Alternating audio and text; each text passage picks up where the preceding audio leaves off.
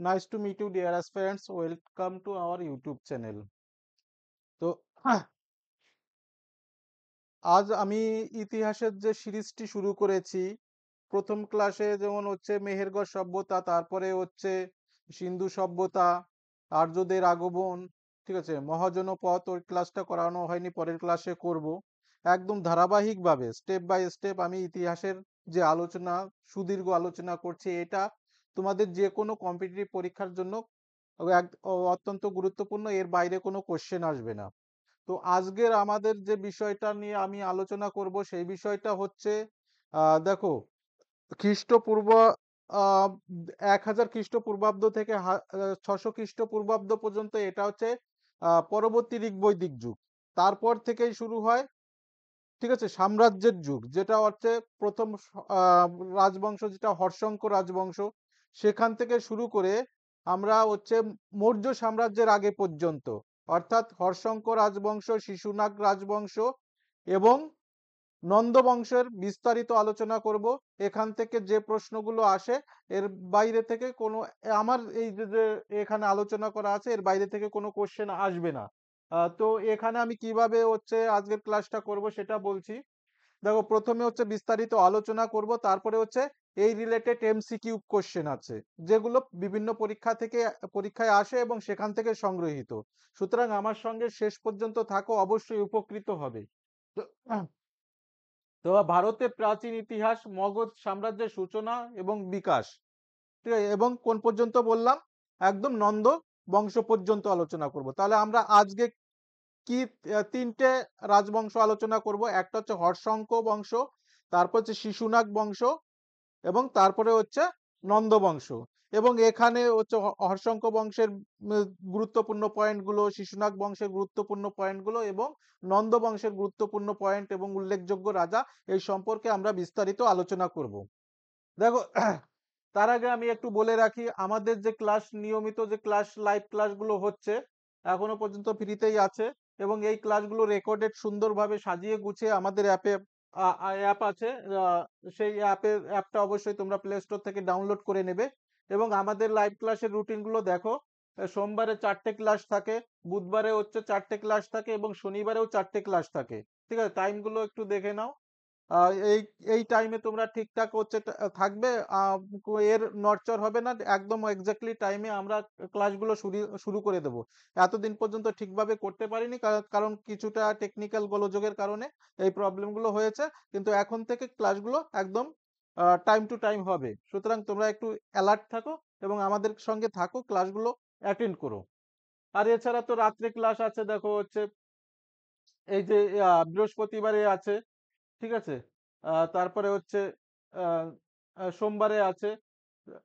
এইগুলো রুটিনটা দেখো। আর আমাদের অ্যাপটা প্লে স্টোরে গেলে ডাউনলোড করতে পারবে, উজ্জ্বল স্যার কোচিং বলে সার্চ করলেই অ্যাপটা পেয়ে যাবে। তো আমরা শুরু করি। আচ্ছা, দেখো, আ- এর আগে একটু বলে রাখার দরকার, মগধের উত্থানের পটভূমি। তাহলে মগধের উত্থান মানে মগধ একটা সাম্রাজ্যে পরিণত হলো কিভাবে। অ্যাকচুয়ালি তার আগে 1000 খ্রিস্টপূর্বাব্দ থেকে 600 খ্রিস্টপূর্বাব্দ পর্যন্ত মানে ধারাবাহিক ক্রমে জনপদ থেকে 16টা বড় মহাজনপদ তৈরি হয়। ঠিক আছে, কাশী, কৌশল, অঙ্গ, ব্রিজি, মল্ল, এরকম 16টা মহাজনপদ তৈরি হয় ছিল। এবং সেই 16টা মহাজনপদে একে অপরের সঙ্গে সংঘর্ষর কারণে, ঠিক আছে, মানে এই মহাজনপদগুলো সংকুচিত হয় এবং শেষ পর্যন্ত 4টে মহাজনপদে থাকে।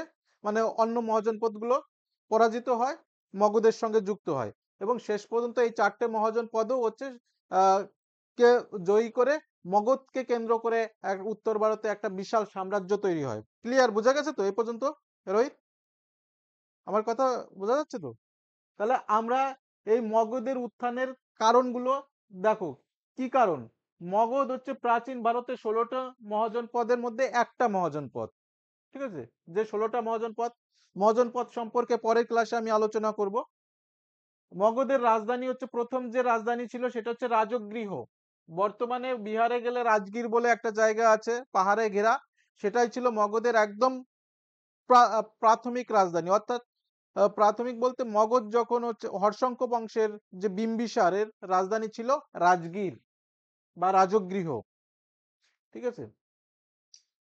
তো এই ১৬টা মহাজন পদের জন্য সেই ডারউইনের যে স্ট্রাগল ফর এক্সিস্টেন্স, মানে ন্যাচারাল সিলেকশনের মতোই এই যে ১৬টা মহাজন পদের মধ্যে শেষ পর্যন্ত মগধ কেন হচ্ছে শ্রেষ্ঠত্ব লাভ করেছিল এবং মগধকে কেন্দ্র করে উত্তর ভারতে কেন বড় সাম্রাজ্য তৈরি হয়েছিল, এটা অ্যাকচুয়ালি প্রাকৃতিক নির্বাচন। কারণ হচ্ছে ডারউইনের মতবাদ অনুযায়ী, কারণ হচ্ছে মগধ যে জায়গাটাই ছিল, বিহার, বর্তমান বিহার হচ্ছে অ্যাকচুয়ালি মগধ, ওই মানে তার হচ্ছে প্রাকৃতিক একটা আনুকূল্য পেয়ে গিয়েছিল মগধের রাজারা, যার কারণে অন্য রাজাদের পরাজিত করে মগধকে কেন্দ্র করে বিশাল সাম্রাজ্য তৈরি হয়।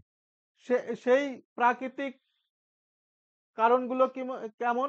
উর্বর গঙ্গা সমভূমি, অর্থাৎ গাঙ্গেয় সমভূমি, অর্থাৎ মগধের পাশে, সরি, মানে বিহারে, বর্তমান বিহারের যে গাঙ্গেয় সমভূমি অঞ্চল, সেখানে প্রচুর হচ্ছে ফসল উৎপন্ন হতো, যার ফল যার ফলে মগধের যে প্রজারা ছিল সমৃদ্ধশালী, প্রচুর যদি কৃষিকাজ খুব ভালো হয় তাহলে স্বাভাবিকভাবে রাজা হচ্ছে বেশি ট্যাক্স পাবে, আর যদি ট্যাক্স বেশি পায় রাজা বেশি শক্তিশালী ধনবান হবে, সেই টাকা দিয়ে হচ্ছে সমস্ত সেনাবাহিনী তৈরি করতে পারবে। সুতরাং এই একটা অনুকূল পরিবেশ পেয়েছিল।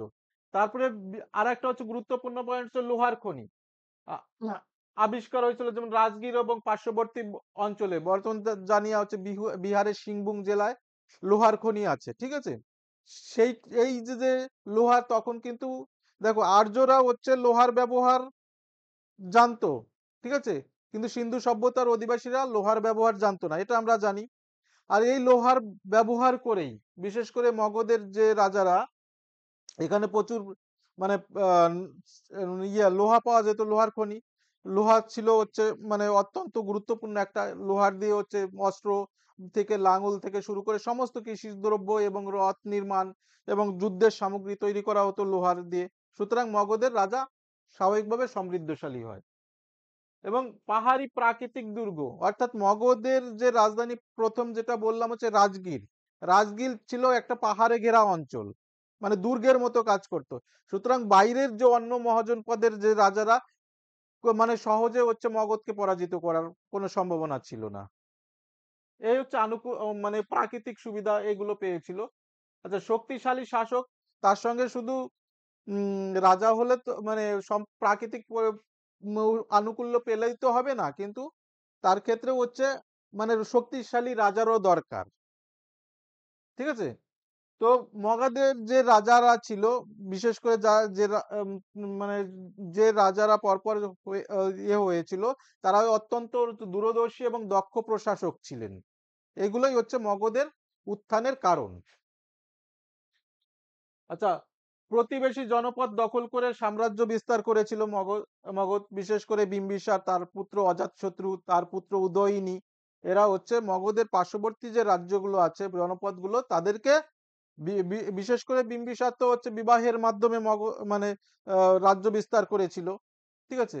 অন্য রাজ্যের হচ্ছে মানে রাজকন্যাকে বিবাহ করতে স্বাভাবিকভাবে সেই রাজ্য মগধের অন্তর্ভুক্ত হয়ে যেত।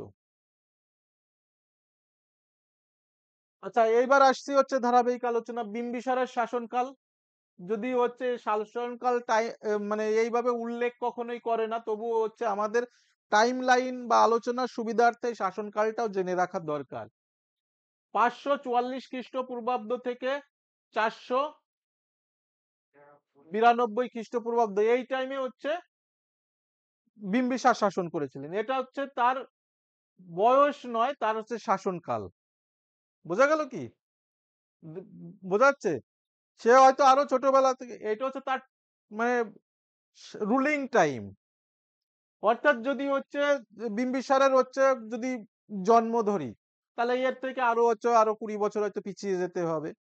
তার মানে আরো যদি 20 বছর পিছিয়ে যায়, 64 সাল হবে। 564। ঠিক এক্স্যাক্টলি গৌতম বুদ্ধ জন্ম কত সালে হয়েছিল? 563 খ্রিস্টপূর্বাব্দে, তাই তো?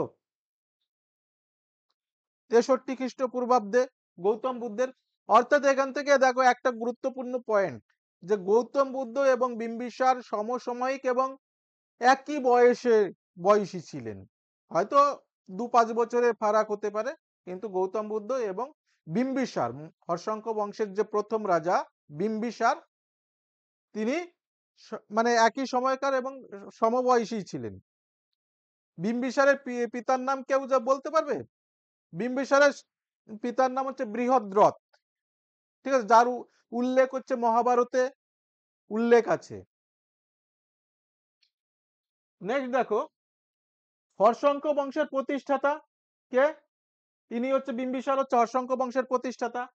রাজধানী কোথায় ছিল? আমরা আলোচনা করেছি রাজগৃহ। এই আলোচনা শোনো, এমসিকিউ গুলো একদম সহজ বলে মনে হবে।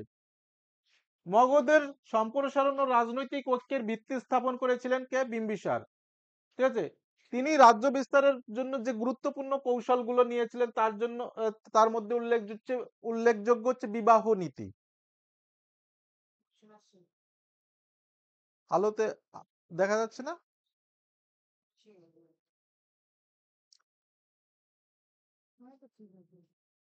ওই উপরেরটা আটকে যাচ্ছে না? আচ্ছা ঠিক আছে, আমি দেখছি এবার।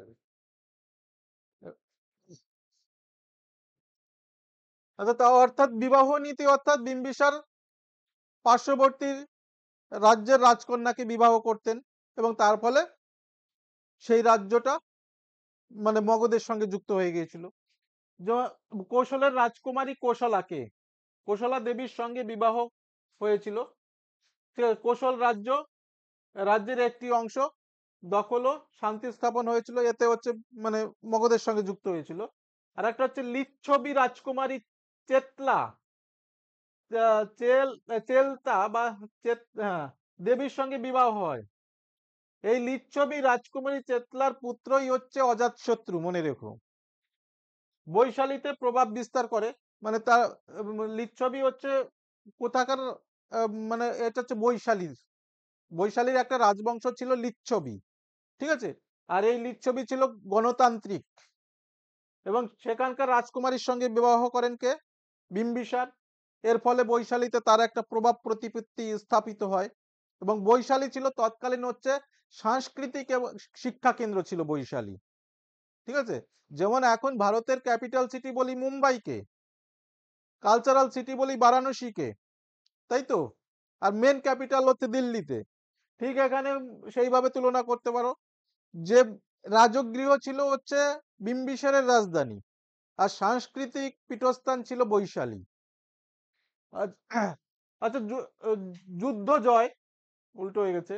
যুদ্ধ জয়ের ক্ষেত্রে যেমন অঙ্গকে হচ্ছে জয় করে নিয়েছিলেন, পার্শ্ববর্তী রাজ্য হচ্ছে অঙ্গর রাজধানী হচ্ছে চম্পা।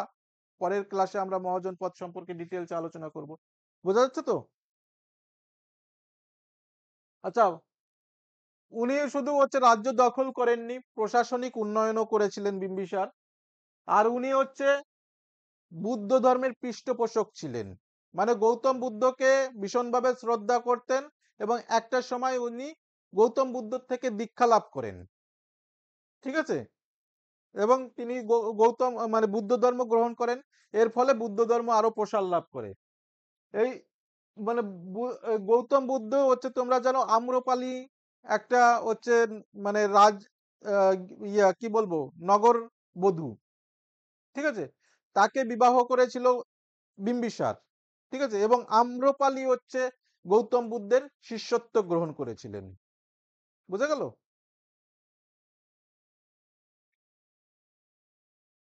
এবার বিম্বিসারের অবদান। প্রথম প্রথমবার মগধকে একটি শক্তিশালী রাজনৈতিক শক্তি হিসাবে গড়ে তুলতে পেরেছিলেন বিম্বিসার। বুঝতে পারলো? বুঝতে পারলে কি? মানে হর্ষঙ্ক সেখান থেকেই পরবর্তীতে যে মহাশঙ্ক বংশ, শিশুনাগ বংশ, নন্দ বংশ রাজবংশে পরিণত হয়, এবং মগধকে আর কোনো জনপদ তৈরিও হতে পারেনি, আর মানে মগধকে হারাতেও পারেনি, এবং তারই উত্তরসূরি যেমন সম্রাট অশোক, মৌর্য সাম্রাজ্যের, ঠিক আছে, অ্যাকচুয়াল প্রতিষ্ঠাতা। উত্তর ভারতের বাণিজ্য পথ নিয়ন্ত্রণ করেছিলেন, ঠিক আছে। তখন তো হচ্ছে বাণিজ্য পথ, ব্যবসা বাণিজ্য মেনলি হচ্ছে নদী কেন্দ্রিক ছিল, এবং দেখো মগধ বিহারের মধ্য দিয়ে গঙ্গা নদী প্রবাহিত, এবং উত্তর ভারতের প্রধান নদী কিন্তু গঙ্গা, যত ট্রান্সপোর্ট হতো সব গঙ্গা নদীকে কেন্দ্র করে হতো, এবং সেই গঙ্গা নদীকে হচ্ছে নিয়ন্ত্রণ, বাণিজ্য নিয়ন্ত্রণ করতেন মগধ। ঠিক আছে, এর ফলে প্রচুর ট্যাক্স আদায় হতো, এর ফলে হচ্ছে মগধ আরো সমৃদ্ধশালী হয়েছিল। আচ্ছা, কূটনৈতিক এবং সামরিক শক্তির ভারসাম্য বজায় রেখেছিলেন উনি। আচ্ছা, বুদ্ধ ধর্ম এবং জৈন ধর্মের সহায়তা, আমি একটু বললাম হচ্ছে মানে বিম্বিসার বুদ্ধ ধর্ম গ্রহণ করেছিলেন। ঠিক আছে, তার মানে এই নয় যে জৈন ধর্মের উপর অত্যাচার করতেন, তিনি জৈন ধর্মেরও সহায়তা করতেন, যার ফলে বুদ্ধ ধর্ম এবং জৈন ধর্মের বিভিন্ন হচ্ছে মঠ মন্দির নির্মাণের জন্য প্রচুর অর্থ সাহায্য করতেন বিম্বিসার। ঠিক আছে।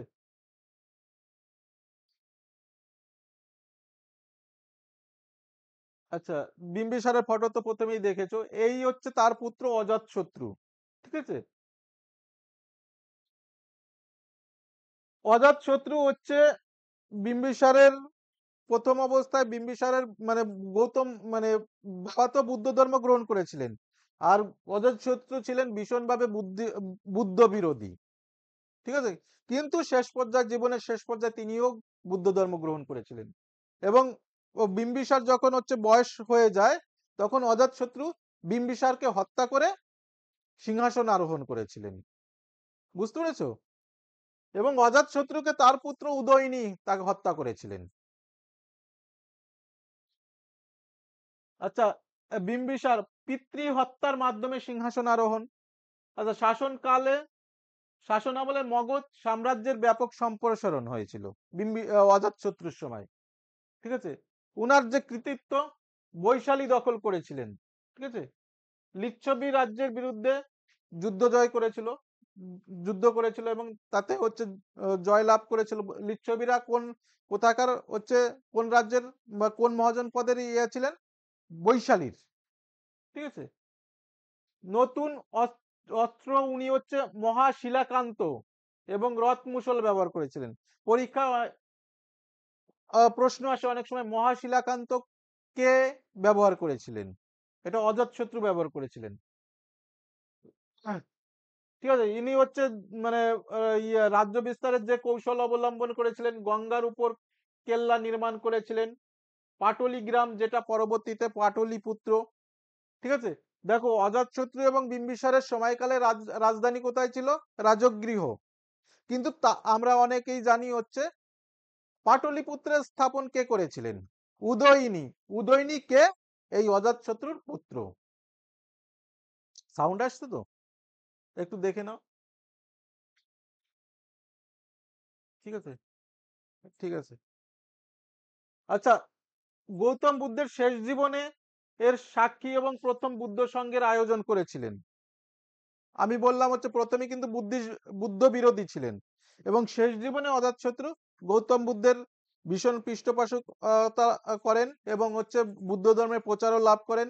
আমরা জানি 484 খ্রিস্টপূর্বাব্দে গৌতম বুদ্ধের মৃত্যু হয়, এবং তারই 1 বছর পরে 483 খ্রিস্টপূর্বাব্দে প্রথম যে মানে বুদ্ধিস্ট কাউন্সিল বা বুদ্ধ সংগতি অনুষ্ঠিত হয়, তার মেন হোতা বা আয়োজক ছিলেন কিন্তু অজাতশত্রু।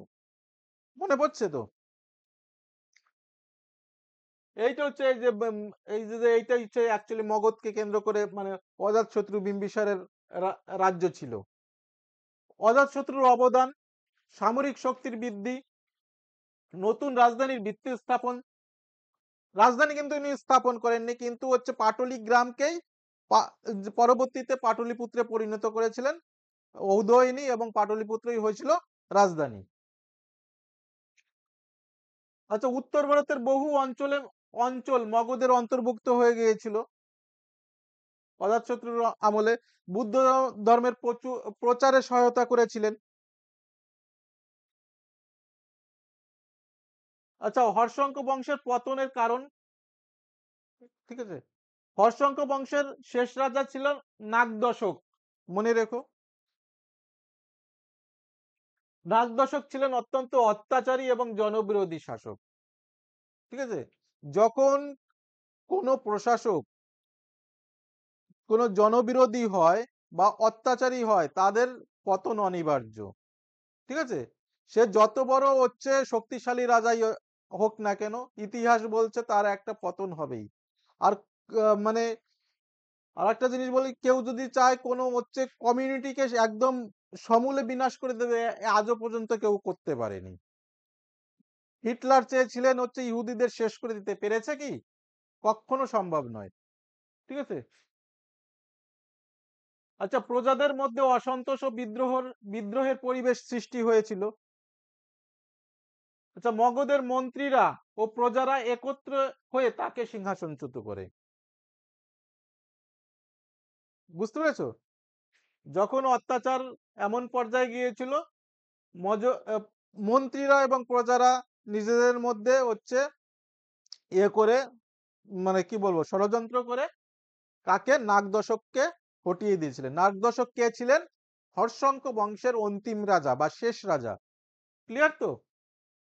আচ্ছা, জনবিরোধী নীতি ও আভ্যন্তরীণ ষড়যন্ত্রের ফলে রাজবংশ দুর্বল হয়ে পড়েছিল।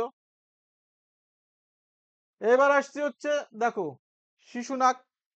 শিশুনাগ হচ্ছে হর্ষঙ্ক বংশের পরবর্তী রাজবংশ। এই নাগ দশককে কে উৎখাত করেছিলেন? ইনি হচ্ছে শিশুনাগ। ঠিক আছে? নাগ দশককে উৎখাতের পর মগধবাসীরা জনপ্রিয় রাজনীতিবিদ শিশুনাগকে রাজা হিসাবে নির্বাচিত করেন। বোঝা গেল? এটা হচ্ছে অরিজিনাল শিশুনাগের হচ্ছে পোর্ট্রেট, সবই আঁকা। আচ্ছা, শিশুনাগ ছিলেন পূর্বে বৈশালীর আমাত্য। আমাত্য মানে মিনিস্টার। ঠিক আছে? এটা পরীক্ষা অনেক সময় জিজ্ঞাসা করে। প্রধান আমাত্য মানে প্রধানমন্ত্রী।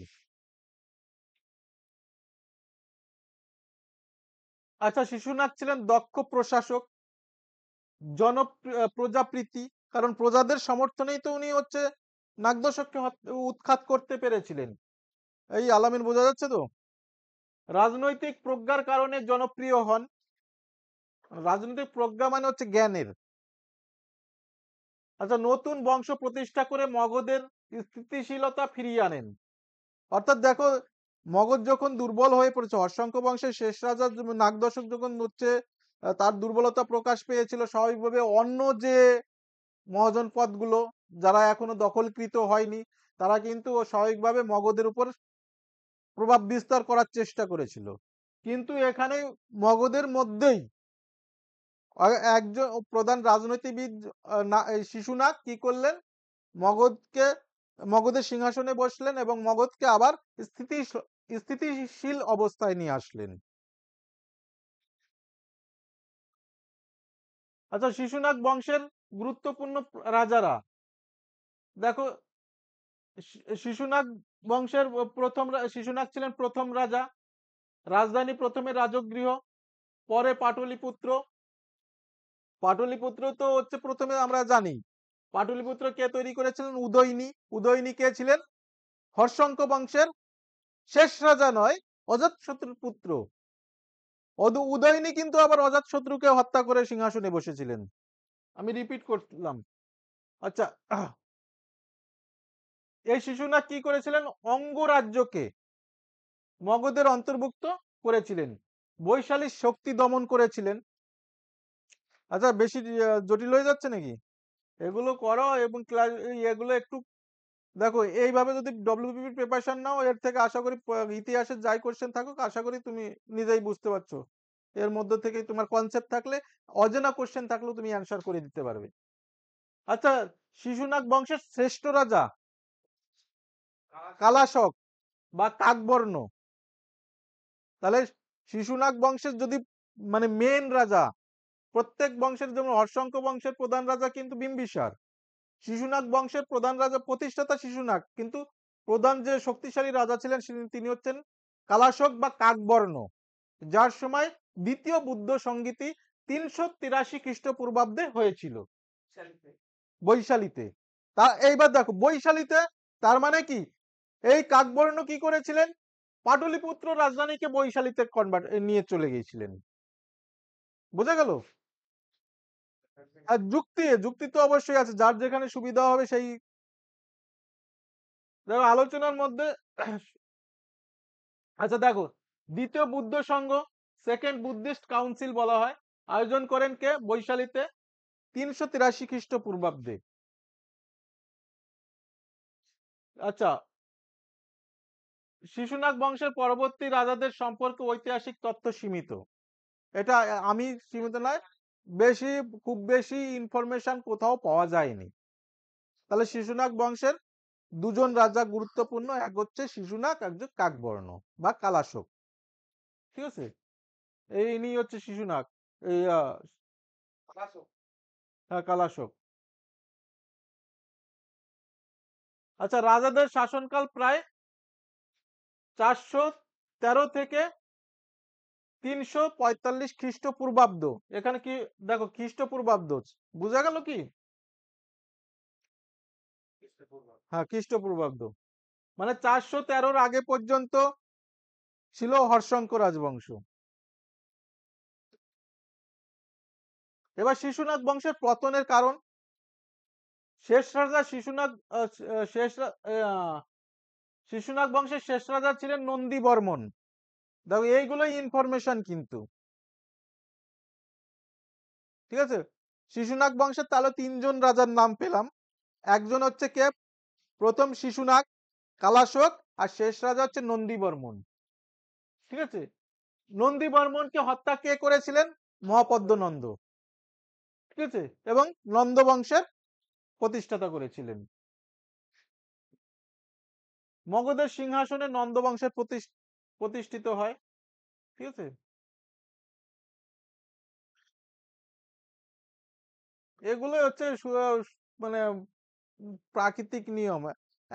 একটা সময় একটা জেনারেশন অনেক কষ্ট করে তৈরি করে, আর তার পরবর্তী জেনারেশন হ্যাঁ সেটাকে হচ্ছে ভেঙে খাইয়ে খেয়ে মানে কি খুইয়ে খুইয়ে শেষ পর্যন্ত এই আরবের হচ্ছে শেখদের এখন যারা রাজা আছে তাদেরকে একজন সাংবাদিক প্রশ্ন করেছিল যে আপনারা যে মানে দুবাইকে এত সমৃদ্ধশালী করেছিলেন, আপনাদের পরবর্তী জেনারেশন, ঠিক আছে, আহ, তো আর কোনো পরিশ্রম করতে হবে না। দুবাইয়ের শেখ বলেছিলেন না, আমাদের একটা জেনারেশন আবার উটের পিঠে চড়বে, মানে আমরা এখন পরিশ্রম করে তৈরি করছি, সেটা ভোগ করবে, তারপরে শেষ পর্যন্ত তারা আবার উটের পিঠে ব্যাপারটা কোন সাম্রাজ্য যখনই উত্থান, ঠিক ধীরে ধীরে তার পতনও হবে। আর পতনের কারণ হচ্ছে আরাম আয়েশ।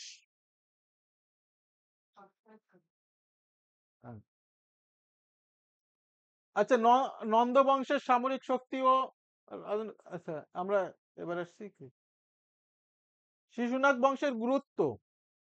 মগধ সাম্রাজ্যের প্রশাসনিক এবং রাজনৈতিক কাঠামোয় সুসংহত করেছিলেন শিশুনাগ বংশের রাজারা। রাজধানী স্থানান্তর কোথায় করেছিলেন? পাটলিপুত্রকে মগধের রাজধানীর রাজনৈতিক কেন্দ্র বানিয়েছিলেন। ঠিক আছে, আচ্ছা, রাজনৈতিক কেন্দ্র এবং হচ্ছে কি বললাম কালচারাল এন্ড হচ্ছে এডুকেশনাল রাজধানী করেছিলেন বৈশালীকে। বুদ্ধ ধর্মের বিস্তারে সহায়ক ভূমিকা পালন করেছিলেন। নন্দ বংশের উত্থানের জন্য ভিত্তি প্রস্তুত করেছিলেন। আচ্ছা, এবার আসছি নন্দ বংশের ইতিহাস। নন্দ বংশের নন্দ রাজবংশ মগধ সাম্রাজ্যের তৃতীয় রাজবংশ। ঠিক আছে, তার আগে ছিল কি, আবারও বলছি, জনপদ, মহাজনপদ, তারপরে রাজবংশের ইতিহাস শুরু হলো হর্ষঙ্ক, শিশুনাগ, নন্দ। তাহলে নন্দ হচ্ছে তৃতীয় রাজবংশ। এই ক্রোনোলজিও কিন্তু জিজ্ঞাসা করে কোনটার পরে কোনটা। এই ইনি হচ্ছে মহাপদ্ম নন্দ। মহাপদ্ম নন্দ স্বাভাবিকভাবে শিশুনাগের মতোই একজন দক্ষ প্রশাসক ছিলেন প্রথম পর্যায়ে।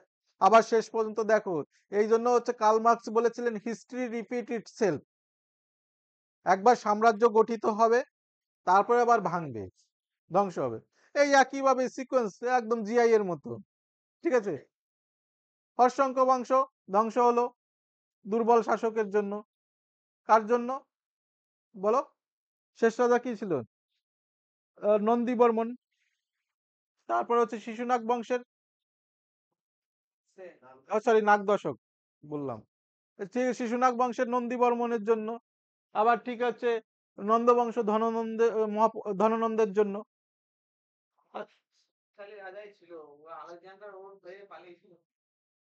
ওর তো মানে বিশাল সেনাবাহিনী সমস্ত কিছু দেখে ভয় পালিয়েছিল, কিন্তু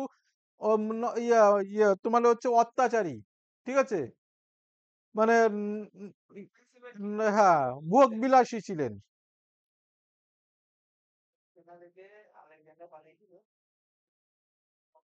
আচ্ছা, তার দেখুন, খ্রিস্টপূর্ব চতুর্থ শতাব্দীতে প্রতিষ্ঠিত হয়। চতুর্থ শতাব্দী বলতে কতটা, কোন সাল, কত থেকে কত বোঝাচ্ছে?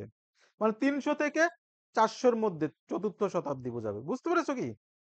300 খ্রিস্টপূর্বাব্দ থেকে 400 খ্রিস্টপূর্বাব্দ, এটা হচ্ছে চতুর্থ। পঞ্চম হচ্ছে 400 থেকে 500। তৃতীয় 200 থেকে 300। আচ্ছা, প্রতিষ্ঠাতা কে? মহাপদ্মনন্দ।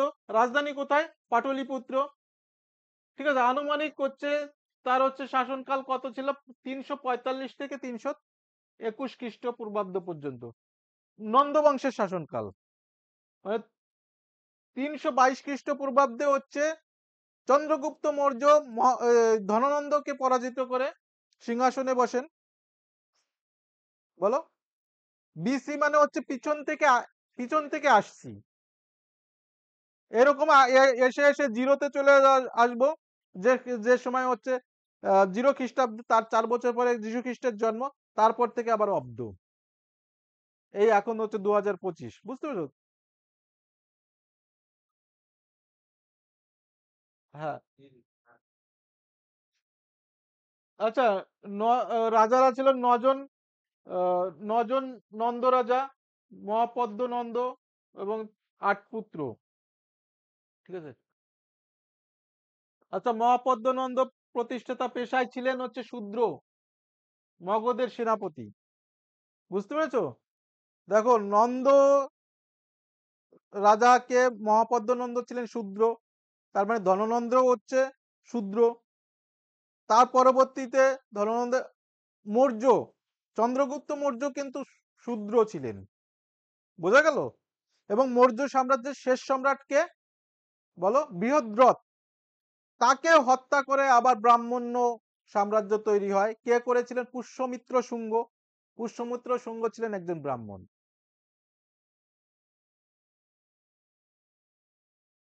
মগধের সেনাপতি প্রথম অবস্থায় ছিলেন শেষ শিশুনাগ বংশের রাজা হচ্ছে নন্দী বর্মনকে পরাজিত করে ক্ষমতা দখল করেছিলেন, ঠিক আছে, মহাপদ্মনন্দ। আচ্ছা, তিনি নিজেকে একছত্র সম্রাট এটা বলতেন, উপাধি নিয়েছিলেন। তাহলে একছত্র সম্রাট কার উপাধি? মহাপদ্মনন্দের। প্রথম মগধ সম্রাট যিনি সমগ্র উত্তর ভারতকে একত্রিত করেছিলেন,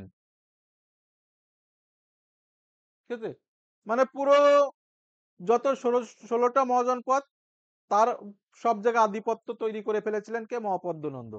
কাশী, কোশল, অঙ্গ, কলিঙ্গ ইত্যাদি জয় করেছিলেন।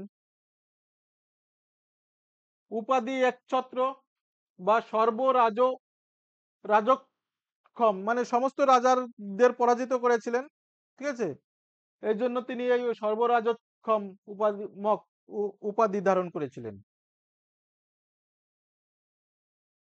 আচ্ছা, মহাপদ্মনন্দের শাসনকাল 344 থেকে 322 খ্রিস্টপূর্বাব্দ, ঠিক আছে।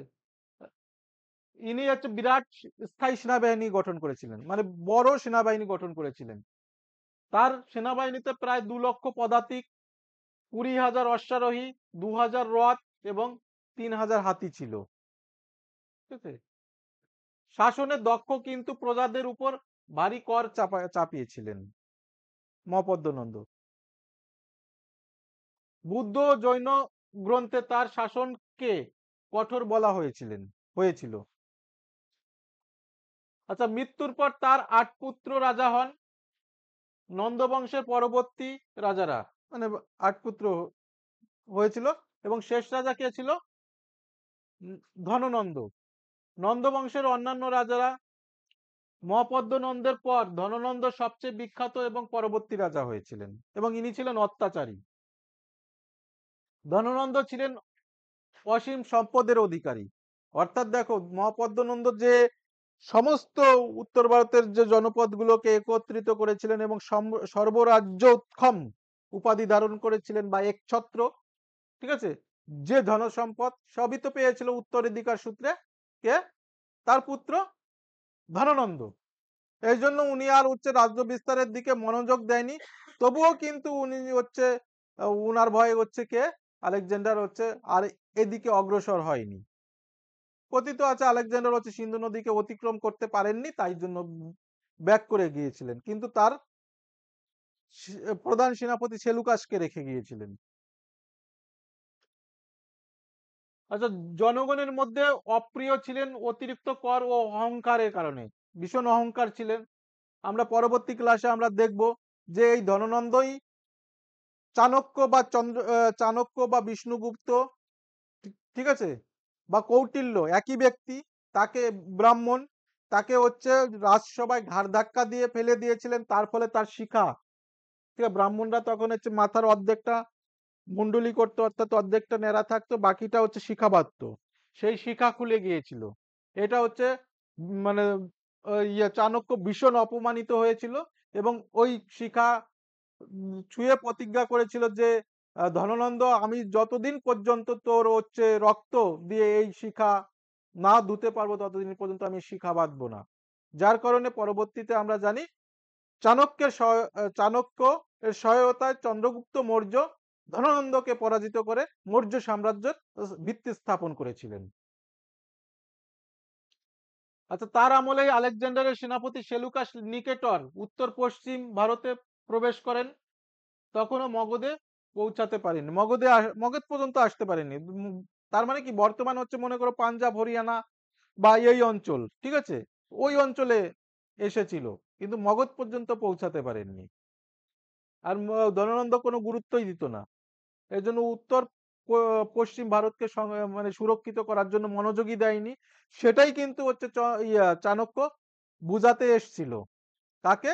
ধননন্দকে, কিন্তু ধননন্দ শোনেননি।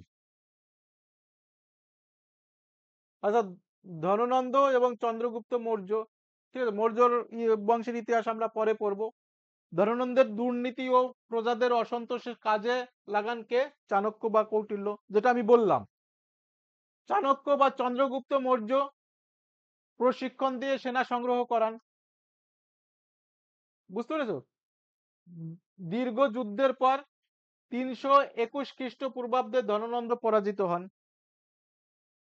এই ইতিহাসটা আমি পরের দিনে আলোচনা করব, পরের ক্লাসে। এবার আমাদের এমসিকিউ আলোচনা করতে হবে, এত সময় যে পর্যন্ত যেগুলো আমরা আলোচনা করলাম। এর মাধ্যমে নন্দ বংশের অবসান এবং মৌর্য বংশের সূচনা হয়। এবার আসি নন্দ বংশের অবদান।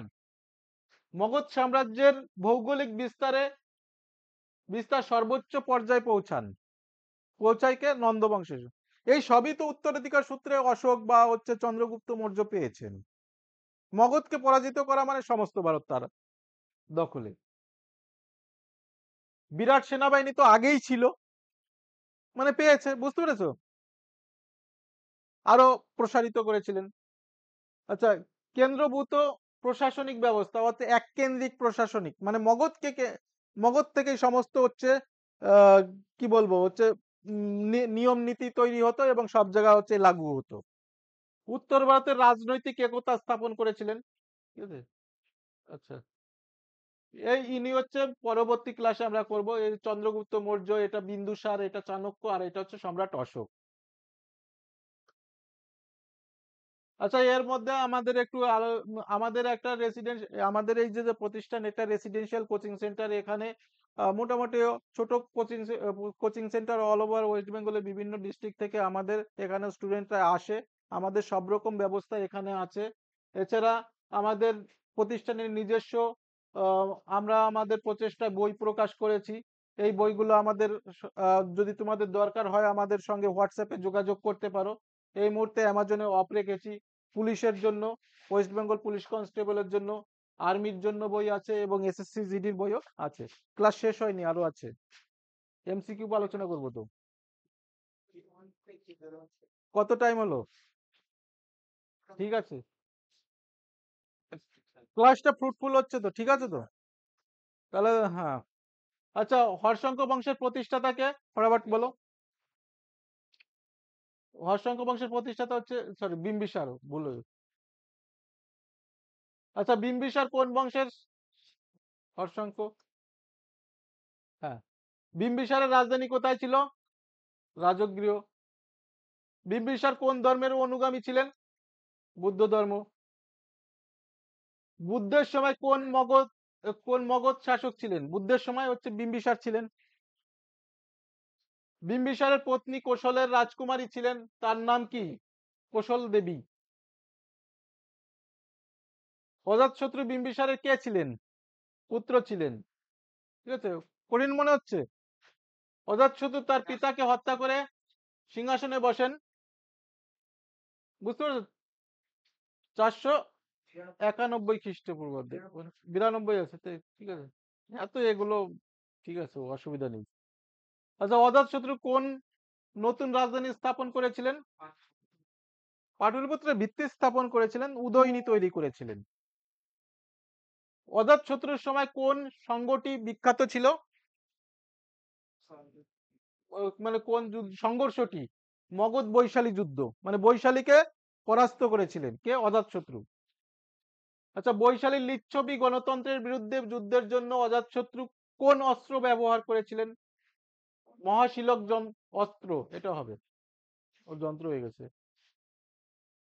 আচ্ছা, প্রথম বুদ্ধ সংঘের আয়োজন কে করেছিলেন? অজাতশত্রু। কত খ্রিস্টাব্দে?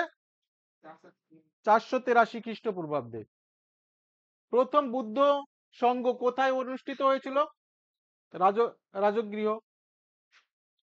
আচ্ছা, বিম্বিসার কোন বিখ্যাত জৈন তীর্থঙ্করের সমসাময়িক ছিলেন?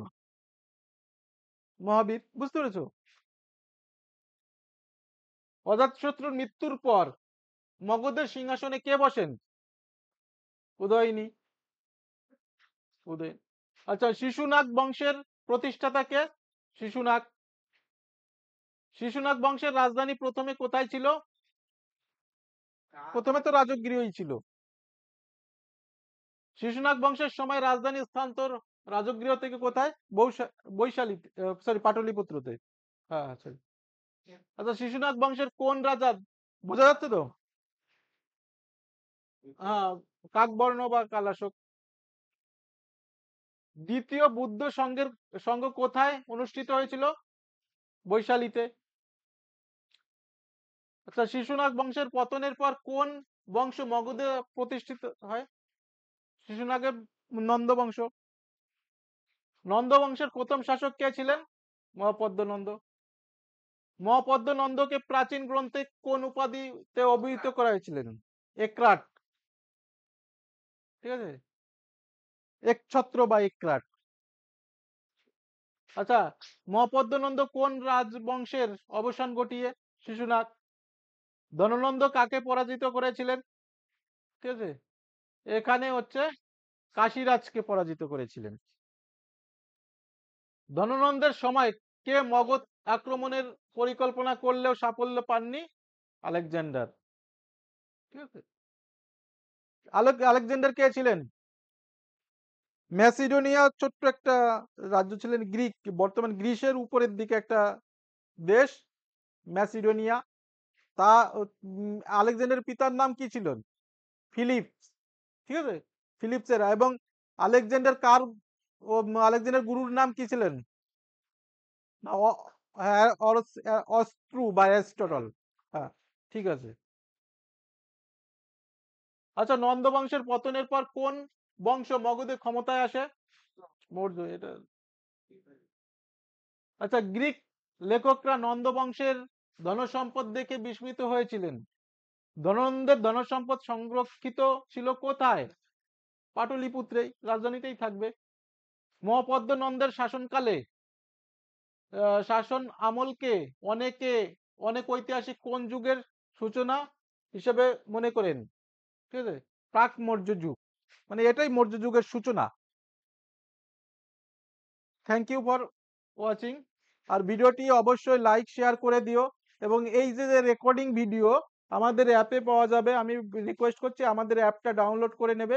প্রতি সপ্তাহের রবিবারে দুটো করে এক্সাম হচ্ছে, 12টা থেকে এসএসসি জিডি এবং 1টা থেকে ওয়েস্ট বেঙ্গল পুলিশ কনস্টেবলের ফুল মক টেস্ট এক্সাম হচ্ছে। তোমরা যদি ফ্রিতে এক্সাম দিতে চাও আমাদের অ্যাপটা ডাউনলোড করো এবং তোমরা সাকসেস হও। Thank you.